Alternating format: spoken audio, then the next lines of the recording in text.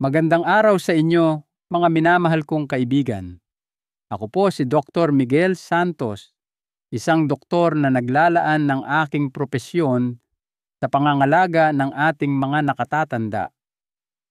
Sa aking maraming taon ng pagsisilbi, may isang katotohanan na madalas ay ikinagugulat ng marami sa pagtungtong nila sa edad na esimanto. Hindi lamang po kalamnan ang nawawala sa pagtanda. Maaari kayong mawalan ng hanggang 30% nito nang hindi ninyo namamalayan hanggang sa isang araw ang inyong katawan ay tila hindi na sumusunod sa dati nitong sigla. Isang umaga, mas mahirap nang tumayo mula sa paborito ninyong silya. Sa susunod, ang inyong mga braso ay tila pagod na sa pagbubuhat lamang ng isang supot ng pinamili. At bago ninyo pa mapagtanto ang mga hagdanan, ay tila mas matarik ang paglalakad, ay tila mas mahaba, at ang enerhiya na dati ninyong inaasahan ay unti-unti nang naglalaho. Ito po ay hindi lamang simpleng pagtanda. Ito ay sarcopenia, isang kondisyon kung saan ang masa at lakas ng kalamnan ay tahimik na kumukupas. Hindi ito laman ng mga balita tulad ng sakit sa puso o diabetes, ngunit maaari nitong nakawin ang inyong balanse, ang inyong kalayaan, at maging ang inyong kakayahang alagaan ng sarili.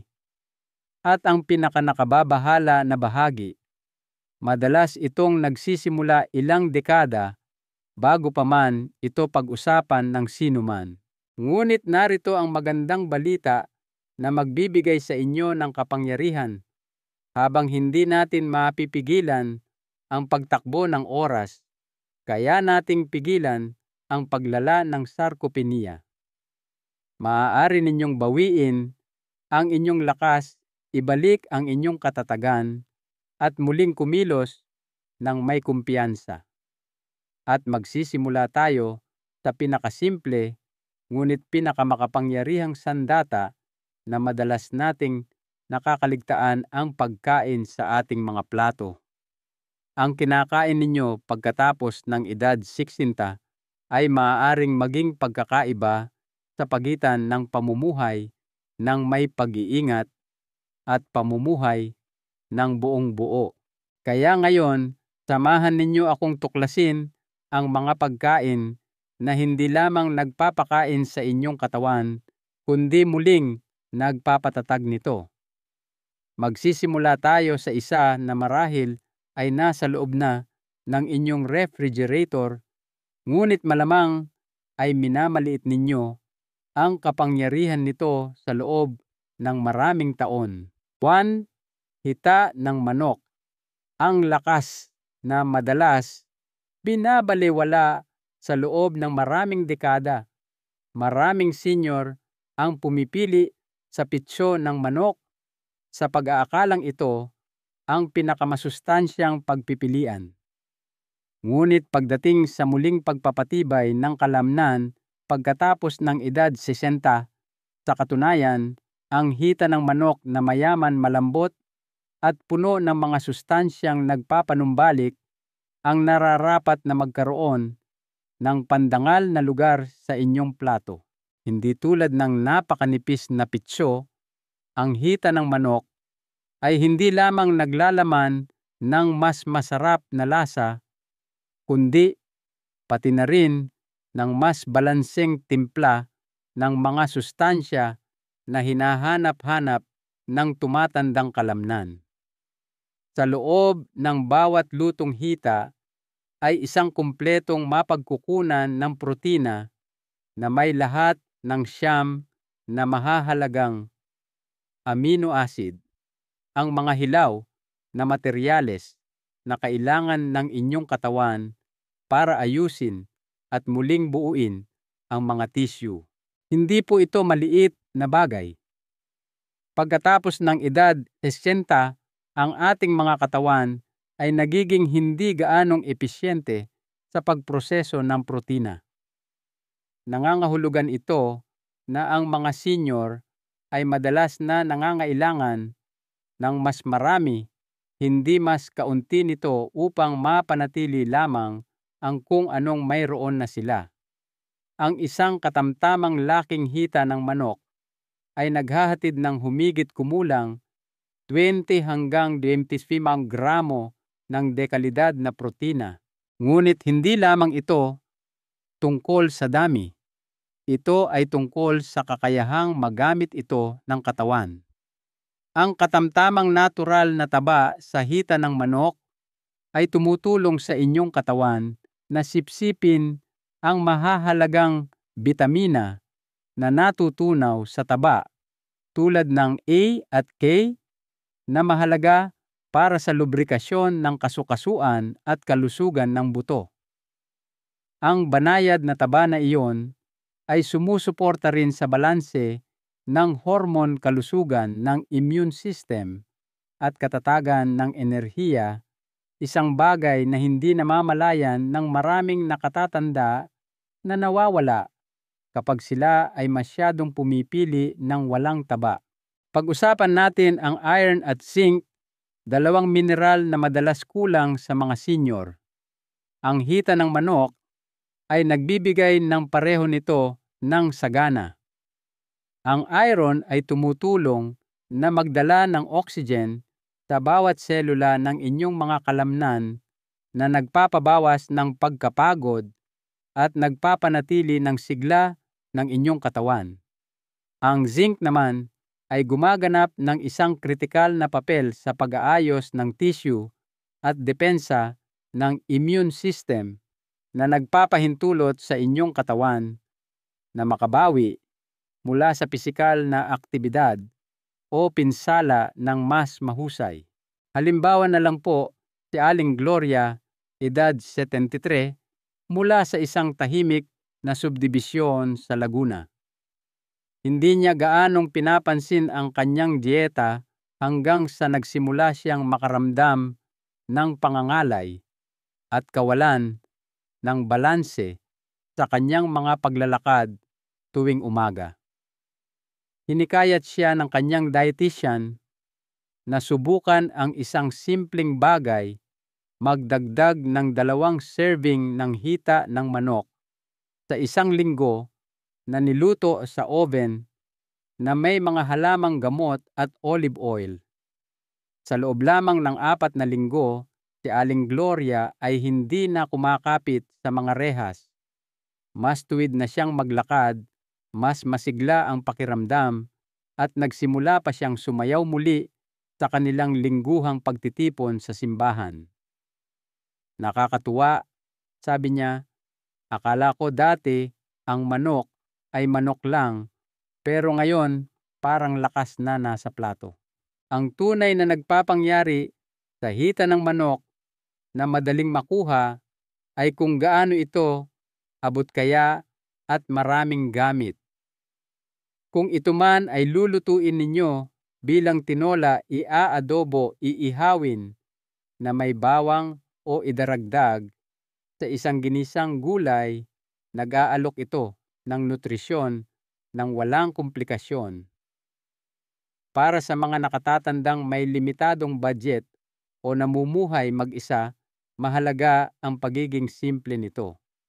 Hindi na kailangan ng mga suplemento, hindi na kailangan ng mga magagarang pulbos o shake. Tunay na pagkain lamang na niluto ng may pag-iingat. Upang masulit ang benepisyo mula sa makapangyarihang pagkain ito, subukang kumain ng hita ng manok 2 hanggang 3 beses sa isang linggo.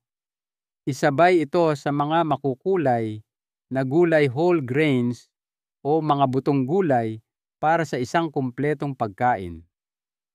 Kung aprobado ng inyong doktor, ang pagpapanatili ng balat habang nagluluto ay maaaring magdagdag ng parehong lasa at pakiramdam ng kabusugan.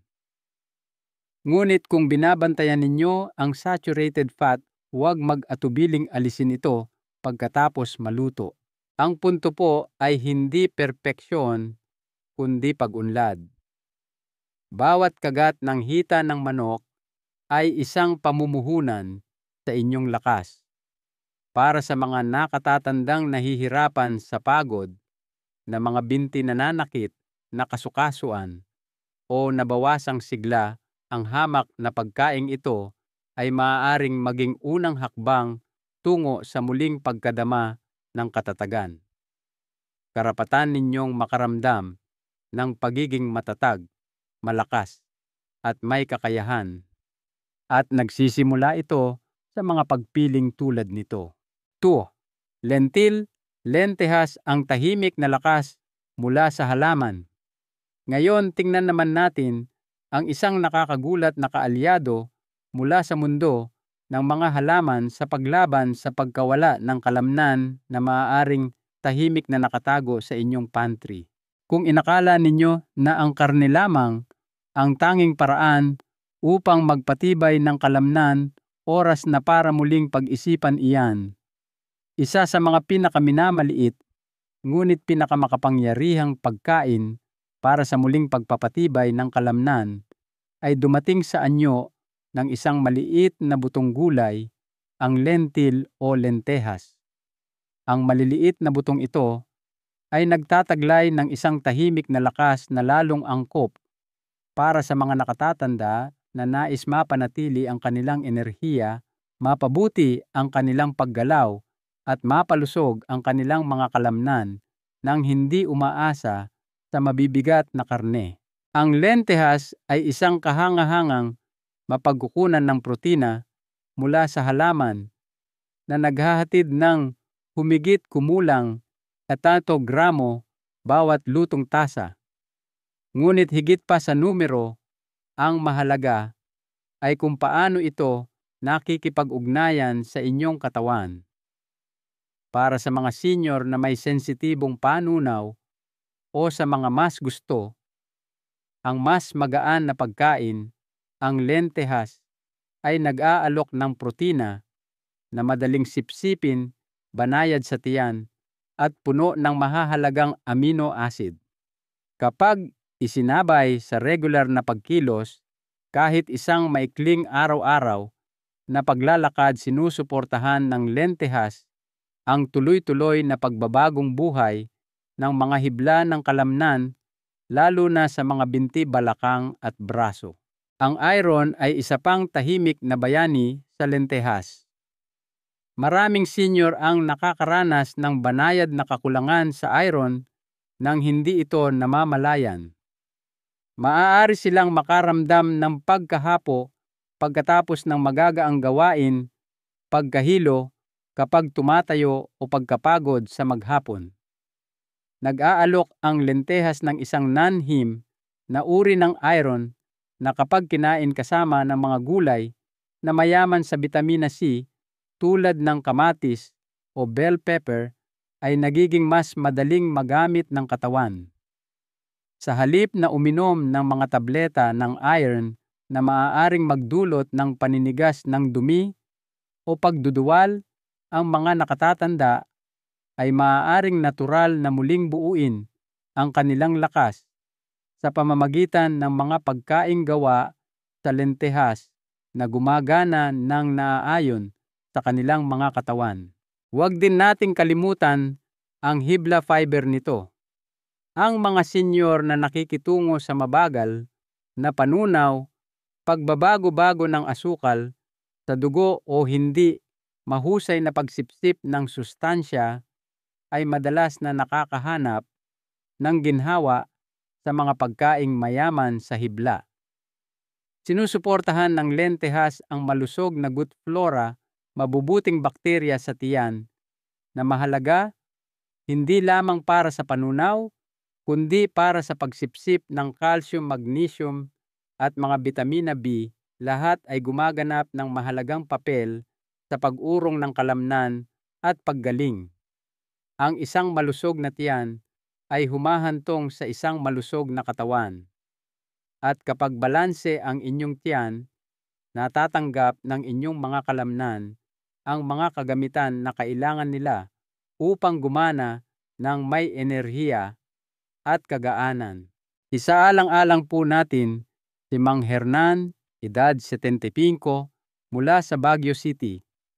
Dati siyang malakas at independiyenteng hardinero, ngunit nagsimula niyang mapansin na bumibigat ang kanyang mga binti pagkatapos ng simpleng paghahardin. Ayaw niya ng mga tableta o pulbos. Gusto niya lang ng isang bagay na kaya niyang lutuin mismo. Iminungkahi ng isang dietitian na subukan niya ang mga sabaw ng lentehas o pinalamig na salad ng lentehas na may mga halamang gamot at olive oil. Sinubukan ito ni Mang Hernan. Pagkaraan ng isang buwan, nabawasan ang kanyang pagkapagod sa hapon at nakabalik na siya sa pag-aalaga ng kanyang mga rosas na may higit na sigla kaysa sa naranasan niya sa loob ng maraming taon.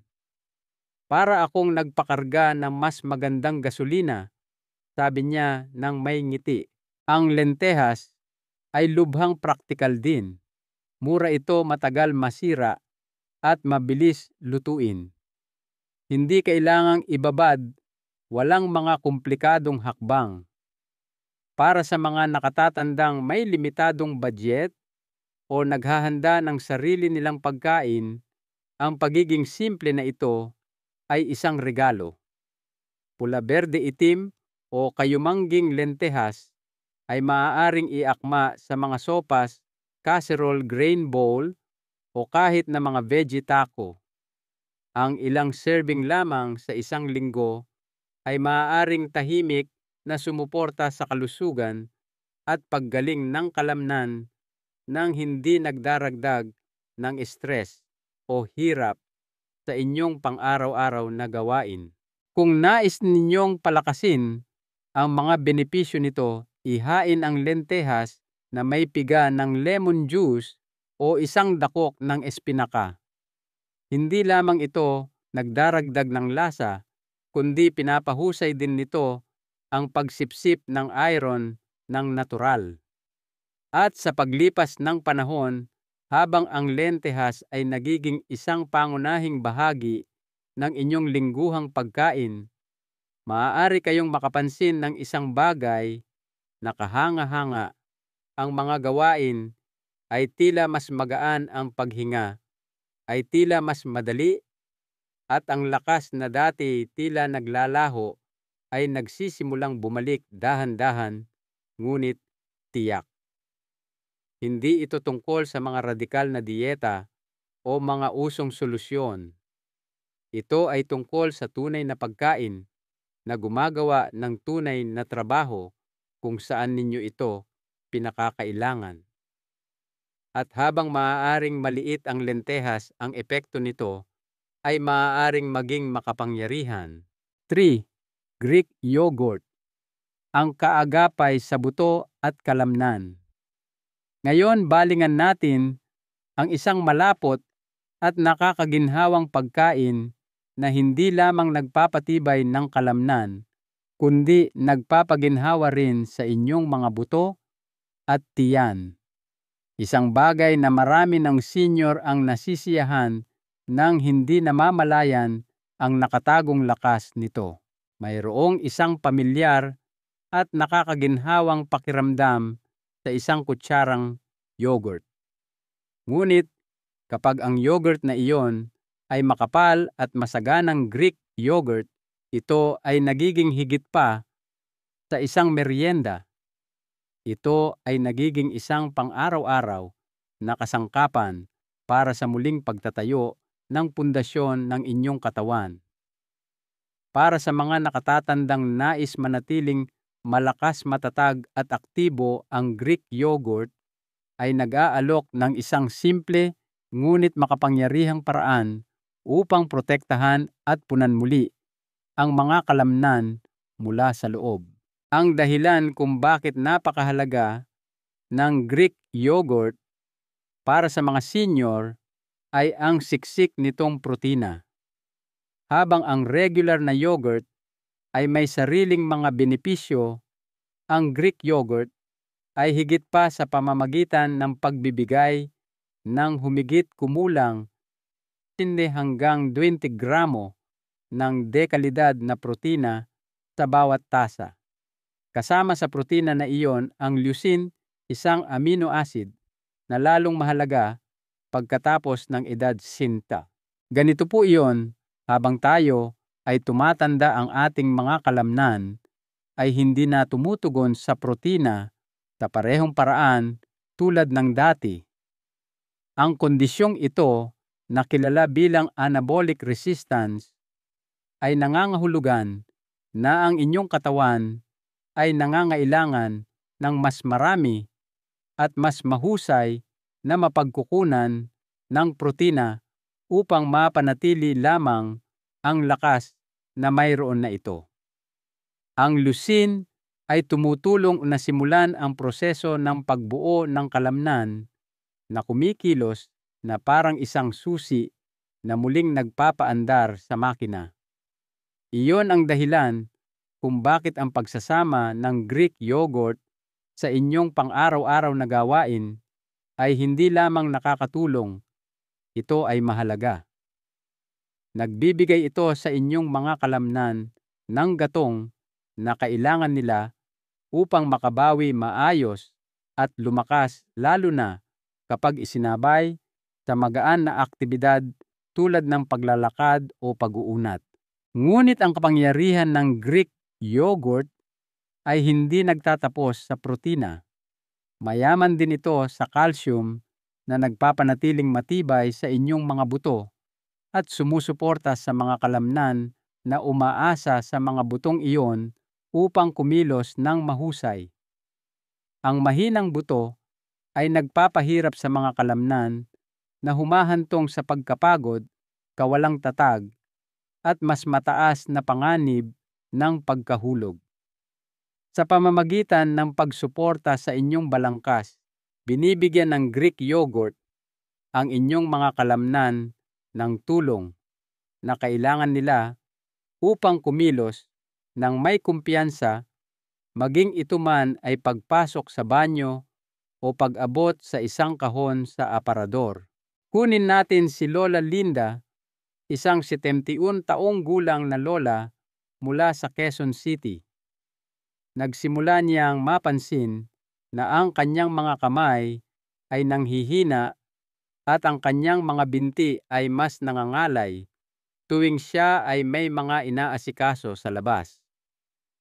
Iminungkahi ng kanyang physical therapist na simulan niya ang bawat araw sa isang serving ng plain na Greek yogurt na may mga berry at buto sa ibabaw. Sa loob ng ilang linggo, hindi lamang mas malakas ang pakiramdam ni Lola Linda, kundi nasisiyahan na rin siya sa kanyang mga umaga.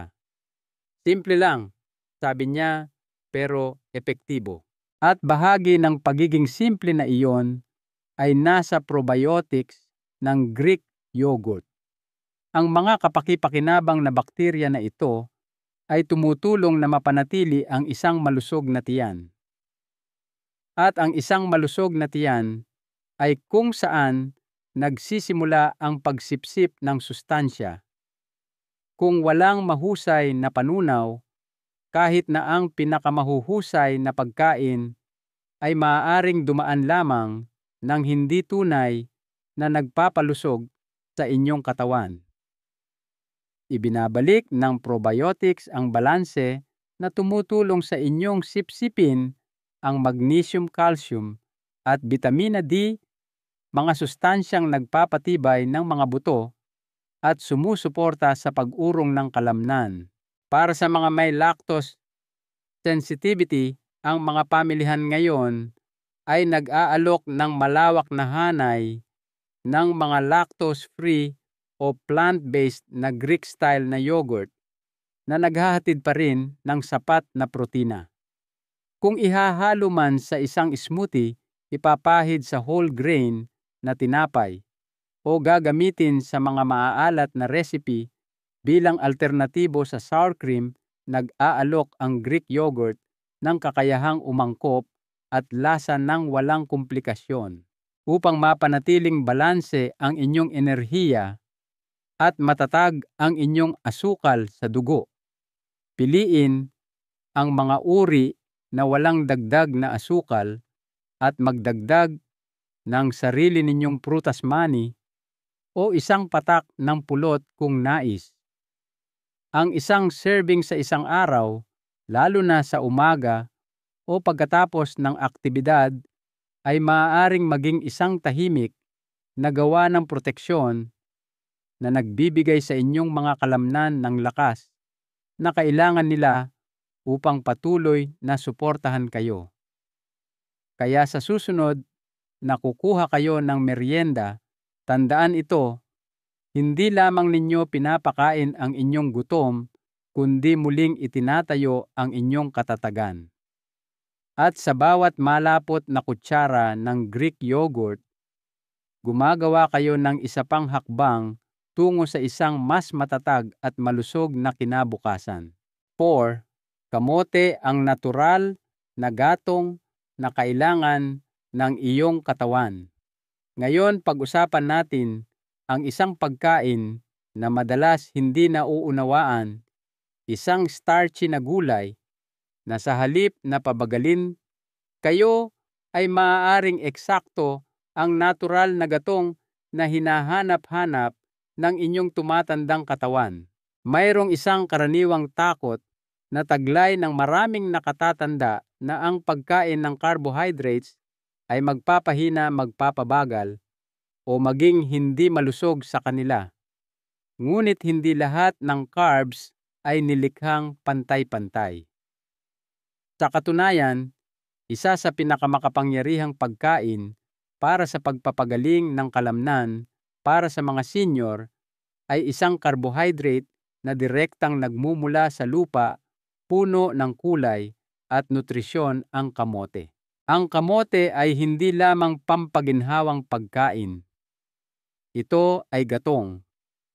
At para sa sinumang higit sa nasty, lalo na sa mga nakakapansin ng pananakit ng kalamnan, pulikat o humihinang enerhiya, ang kamote ay maaaring eksakto ang hinihiling ng katawan. Hindi tulad ng mga prinosesong carbs na biglang nagpapataas ng inyong asukal sa dugo at pagkatapos ay ibabagsak kayo sa pagkapagod. Ang kamote ay nag-aalok ng isang mabagal at tuloy-tuloy na mapagkukunan ng enerhiya. Ang mga komplikadong carbohydrates nito ay dahan-dahang natutunaw na nagpapakain sa inyong mga kalamnan sa paglipas ng panahon at nagpapanatili sa inyong matatag sa buong araw. Ngunit ang mga benepisyo nito ay higit pa sa enerhiya. Ang mga makulay na ugat na gulay na ito ay mayaman sa potassium, isang mineral na kritikal para sa pag-urong ng kalamnan at pag-iwas sa pulikat. Maraming nakatatanda ang hindi namamalayan na kulang sa potassium, lalo na ang mga umiinom ng gamot para sa presyon ng dugo o nahihirapan sa gana sa pagkain. At kapag mababa ang potassium, nagsasalita ang mga kalamnan sa pamamagitan ng mga pamumulikat, paninigas o ang pamilyar na pulikat sa gabi na nagpapabangon sa inyo sa sakit.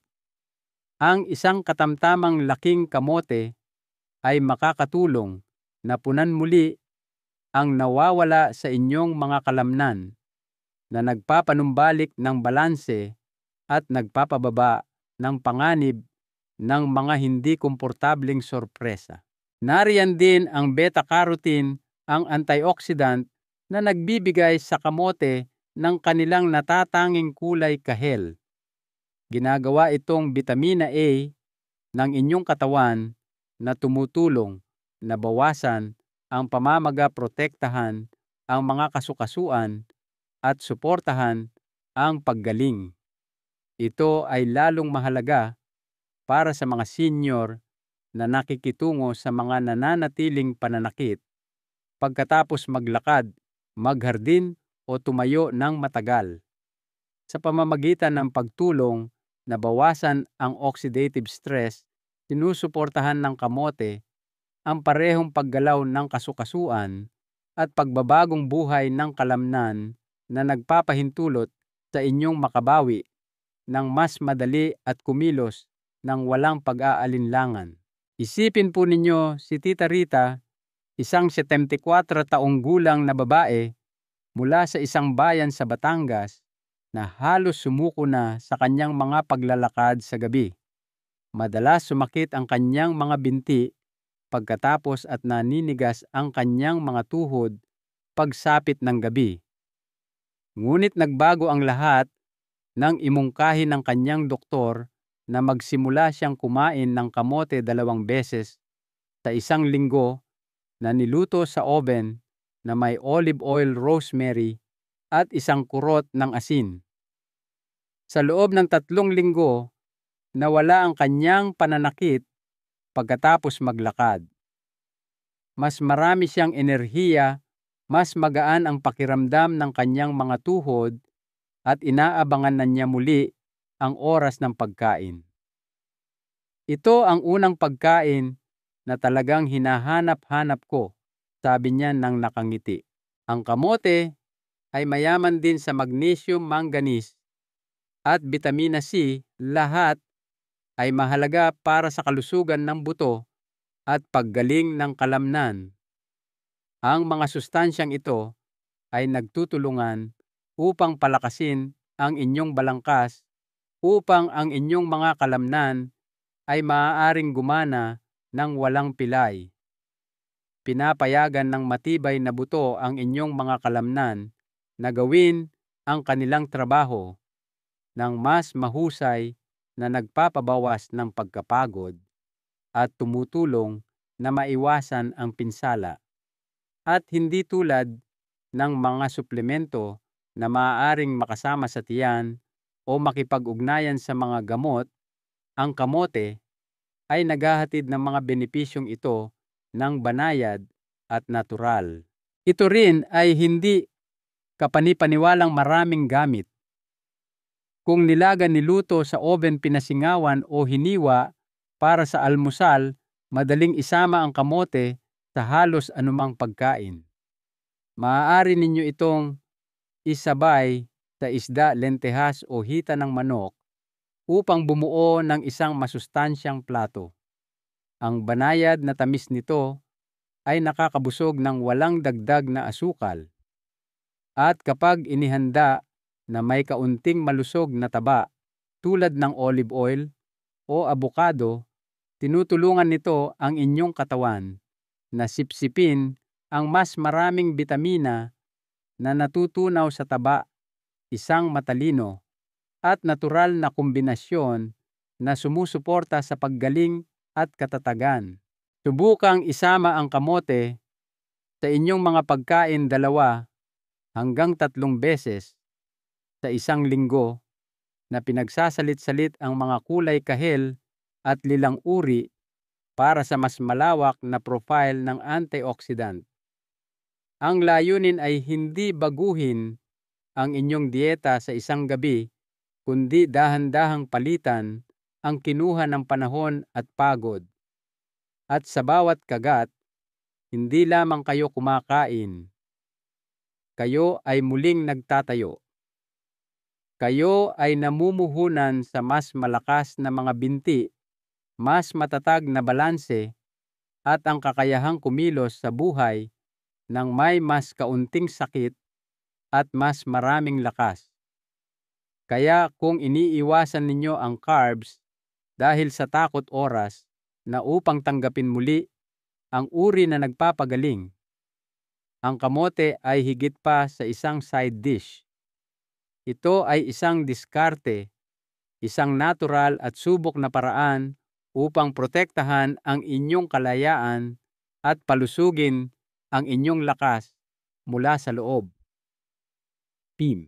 Espinaka ang luntiang lakas para sa enerhiya at pagbawi. Maaaring tahimik itong nakalagay sa inyong plato o nagtatago sa ilalim ng inyong scrambled eggs, Ngunit ang espinaka spinach ay hindi isang ordinaryong madahong gulay.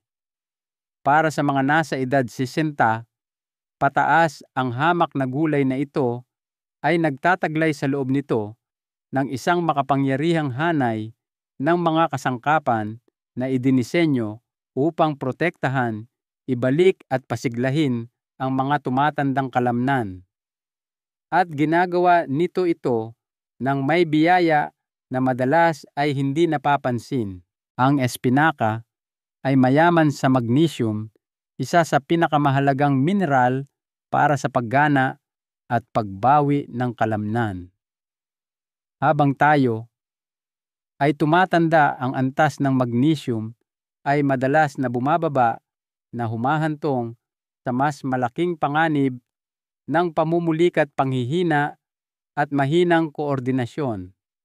Ang isang tasa lamang ng lutong espinaka ay maaaring maghatid ng halos 40% ng inyong pang-araw-araw na pangangailangan, na tumutulong na gawing mas makinis ang paggalaw, bawasan ang pananakit pagkatapos ng aktibidad, at kahit na pagaanin ang pananakit ng binti sa gabi.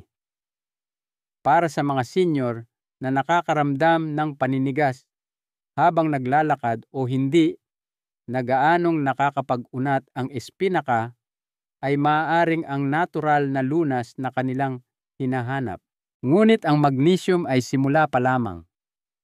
Ang espinaka ay nagbibigay din ng isang malakas na dosis ng iron, isang mineral na mahalaga para sa pagdadala ng oxygen sa buong katawan. Ang mga kalamnan ay hindi gumagalaw ng kusa. Umaasa sila sa isang tuloy-tuloy na daloy ng oxygen upang gumaling at mag-function. Kapag mababa ang iron, bumababa ang enerhiya, mas mabilis mapagod ang mga kalamnan, at kahit ang mga magagaang aktibidad ay maaaring mag-iwan sa inyong hinihingal. Ang non-heme iron sa espinaka, kapag isinama sa mga pagkaing mayaman sa bitamina C tulad ng kamatis o dalandan, ay nagiging mas madaling sipsipin at nangangahulugan iyon ng mas maraming oxygen para sa inyong mga selula at mas maraming tibay para sa inyong mga araw. Ang isa pang tahimik na kampeon sa espinaka ay ang nitrate, isang natural na compound na nagpapahusay sa daloy ng dugo at nagpapabawas ng pagkapagod. Sa pamamagitan ng pagpapabuti ng sirkulasyon, tinutulungan ng mga nitrate ang inyong mga kalamnan na matanggap ang mga sustansyang kailangan nila at ilabas ang mga hindi kailangan. Para sa mga nakatatandang nahihirapan sa mahinang tibay, mabibigat na binti o ang nakakadismayang pagkaantok sa kalagitnaan ng hapon, ang espinaka ay maaaring maging ang banayad na kislap na nagbabalik buhay sa bawat hakbang. Maraming pag-aaral na ngayon ang sumusuporta sa kung ano ang matagal ng tahimik na nalalaman ng mga henerasyon, na ang mga pagkaing mayaman sa nitrate tulad ng espinaka ay maaaring pahabain ang distansya ng paglalakad, palakasin ang tolerance sa aktibidad, at pagaanin ang pagbawi ng kalamnan sa mga senior. Tingnan natin si Mang Marvin, isang 78 taong gulang na lalaki mula sa Tagaytay na dati ay mahilig sa mahabang paglalakad.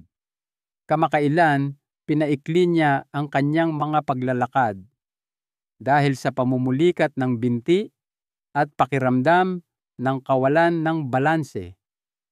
Ang kanyang anak na babae, isang retiradong nurse, ay hinikayat siyang magsimulang kumain ng mga salad ng espinaka na may lemon juice, olive oil, at ilang piraso ng walnuts tuwing ikalawang araw.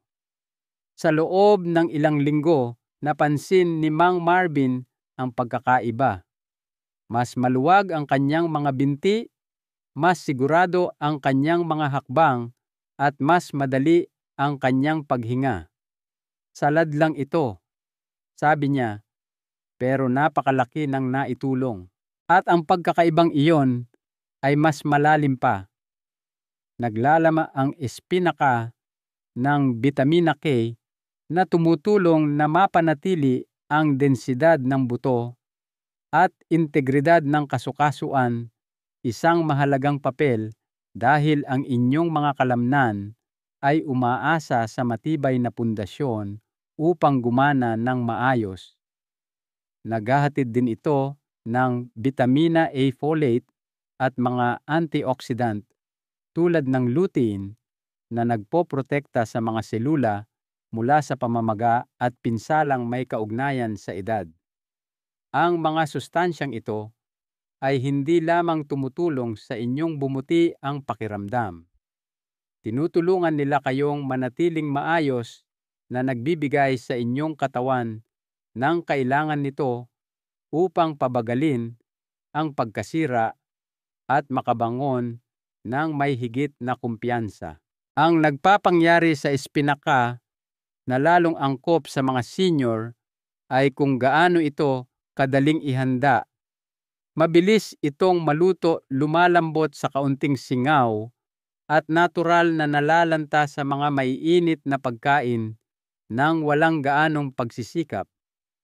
Maaari ninyo itong igisa na may bawang bilang side dish, ihalo sa mga sopas, isama sa mga smoothie o ihagis sa mga omelette. Para sa mga may sensitibong ngipin o panunaw, ang banayad na pagluluto ay maaaring gawin itong mas madaling nguyain at tunawin nang hindi nawawala ang nutritional punch nito. Layunin na magkaroon ng 3 o 4 na serving ng espinaka o iba pang madilim na madahong gulay bawat linggo at ihalo ito sa iba pang mga gulay tulad ng kale o Swiss chard para sa pagkakaiba-iba. Sa paglipas ng panahon, ang simpleng ugali na ito ay maaaring magresulta sa mas mahusay na tono ng kalamnan, pinabuting balanse, at mas kaunting mga sandali kung saan nararamdaman ninyong pinipigilan kayo ng inyong katawan sa halip na itulak kayo pasulong. Sa halip na labanan ang resistensya ng inyong katawan, matutuklasan ninyong umaagos kayo. Kasama nito, salamat sa malaking bahagi sa kung ano ang tumutubo sa inyong salad bowl. 6. Cottage cheese. Ang tagapag-ayos sa gabi habang kayo ay natutulog. Ngayon, tingnan natin ang isang huling pagkain na maaaring ikagulat ninyo, hindi dahil sa kung ano ang ginagawa to sa maghapon, kundi sa kung paano nito tahimik na ibinabalik ang lakas ng inyong mga kalamnan habang kayo ay natutulog. Ito ay isang malapot, hindi kapansin-pansing pagkain na nakatulong sa maraming nakatatanda na muling buuin ang lakas sa pinakanakakaligtaang oras ng araw, ang gabi. Mayroong isang tahimik na bintana ng oras kung kailan ginagawa ng katawan ang pinakamalalim nitong pagpapagaling. Hindi habang nag-eehersisyo, hindi sa oras ng pagkain, kundi habang natutulog.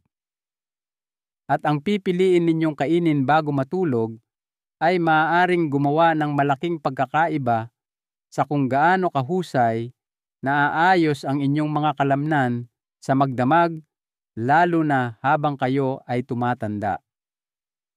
Dito pumapasok ang cottage cheese, madalas na minamaliit ngunit hindi kapani-paniwalang makapangyarihan para sa mga higit sa 100 na naghahangad na mabawi ang lakas at bawasan ang pagkasira ng kalamnan. Naglalaman ang cottage cheese ng isang natatanging uri ng protina na tinatawag na casein. Hindi tulad ng whey o mga protina mula sa halaman, na mabilis matunaw ang kasin ay dahan-dahang natutunaw na naglalabas ng isang tuloy-tuloy na daloy ng mga amino acid sa inyong daluyan ng dugo sa loob ng maraming oras. Isipin ito bilang isang banayad na patak ng nutrisyon na gumagana habang kayo ay nagpapahinga. Para sa mga senior, ito ay isang game changer dahil ang pagkawala ng kalamnan ay may tendensyang bumilis sa mga panahon ng kawalan ng aktibidad, kabilang ang pagtulog. Ang pagkakaroon ng isang mabagal na naglalabas na mapagkukunan ng protina ay tumutulong na labanan ang tahimik na pagbagsak na iyon. Nagbibigay ito sa inyong mga kalamnan ng eksaktong kailangan nila kung kailan nila ito pinakakailangan. Ang bawat kalahating tasa ng low-fat na cottage cheese ay naghahatid ng humigit kumulang 14 na gramo ng kumpletong protina. Sapat na iyon upang suportahan ang pagpapanatili ng kalamnan nang hindi nagpapabigat sa sistema ng panunaw. At para sa mga nagpapagaling mula sa pinsala, sakit o simpleng napapansin na ang kanilang lakas ay hindi na tulad ng dati, ang maliit na ritual na ito bago matulog ay maaaring mga hulugan ng pagkakaiba sa pagitan ng paggising na naninigas o paggising na malakas. Ngunit ang mga benepisyo ay hindi nagtatapos sa protina. Ang cottage cheese ay puno rin ng calcium at phosphorus, mga mineral na mahalaga para sa lakas ng buto, pag-urong ng kalamnan at pagpapadala ng signal ng nerbiyos. Kapag ang mga mineral na ito ay naroroon sa tamang balanse, ang katawan ay mas malayang kumilos. Ang inyong mga kasukasuan ay yumuyuko ng may mas kaunting pagtutol. Ang inyong mga kalamnan ay gumagana ng mas mahusay. At ang mga pananakit sa umaga ay nagsisimulang maglaho. Maging ito man ay pagbangon sa kama, pag-abot sa aparador, o paglalakad sa isang parking lot, tahimik na sinusuportahan ng mga mineral na ito ang bawat galaw na inyong ginagawa.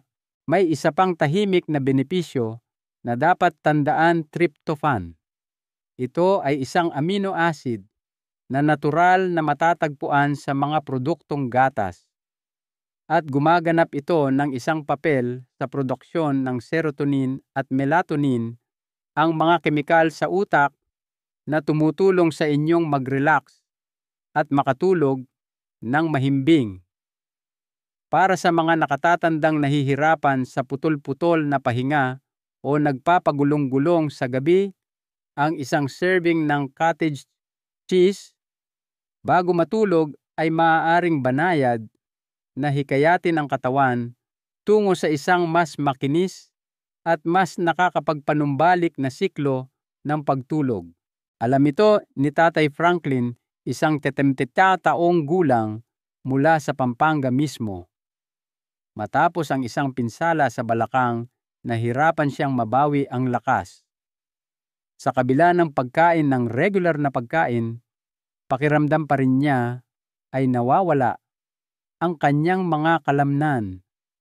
Inirekomenda ng kanyang physical therapist na subukan ang kalahating tasa ng cottage cheese bago matulog, lalo na sa mga araw na mayroon siyang therapy o ginagawa ang kanyang mga ehersisyo sa paglalakad.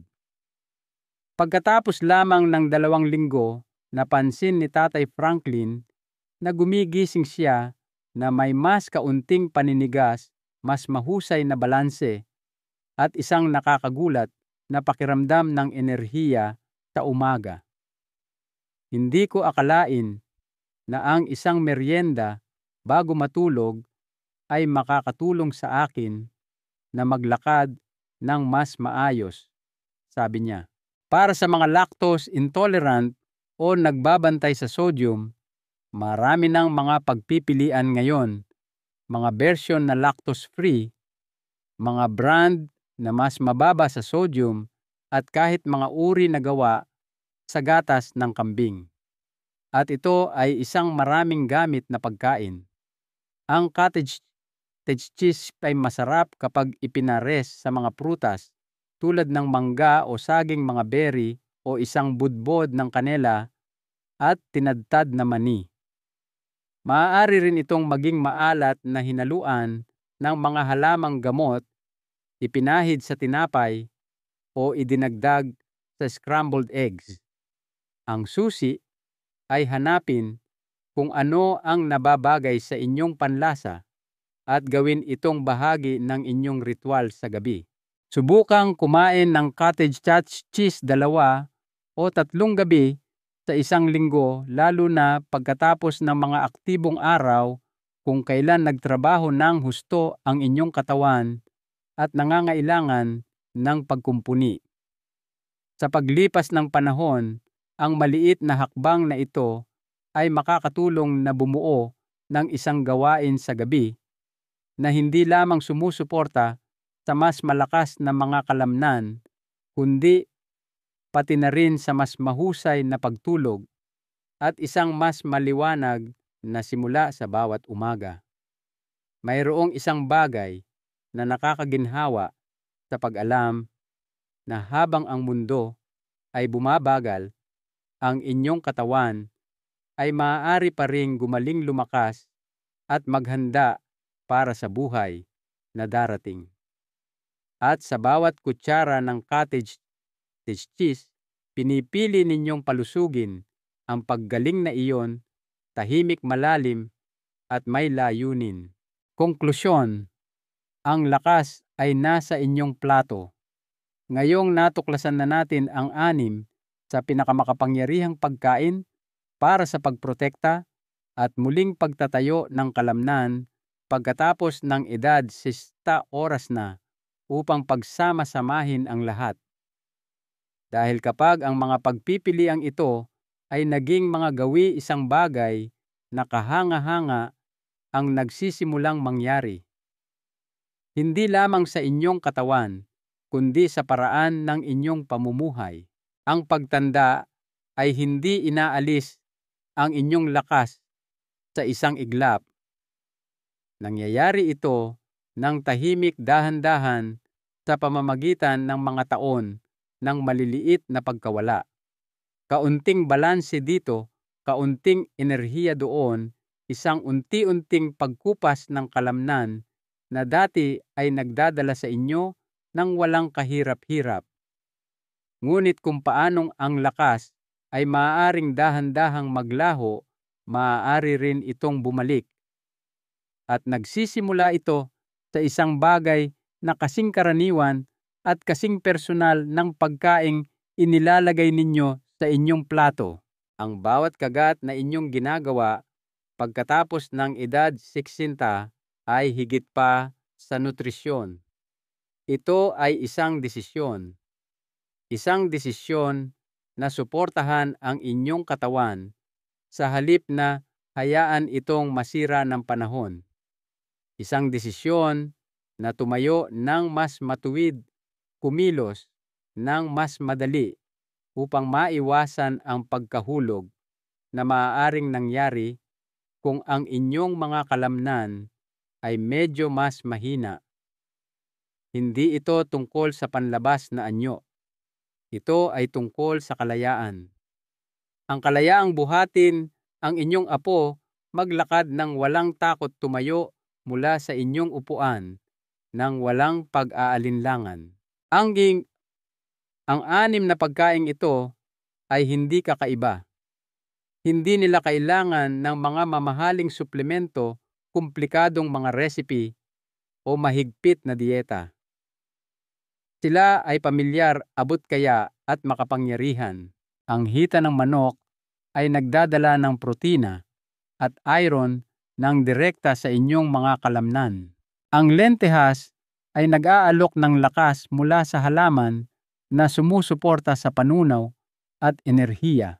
Ang Greek yogurt ay nagbibigay ng mabilis na protina at calcium upang patibayin ang parehong kalamnan at buto. Ang kamote ay nagbibigay ng gatong sa inyong paggalaw na may tuloy-tuloy na enerhiya at nagpapaginhawa sa pamamaga. Ang espinaka ay tahimik na naghahatid ng iron at magnesium na nagpapanumbalik ng tibay. At ang cottage cheese ay gumagana sa gabi upang muling buuin ang nasira ng araw.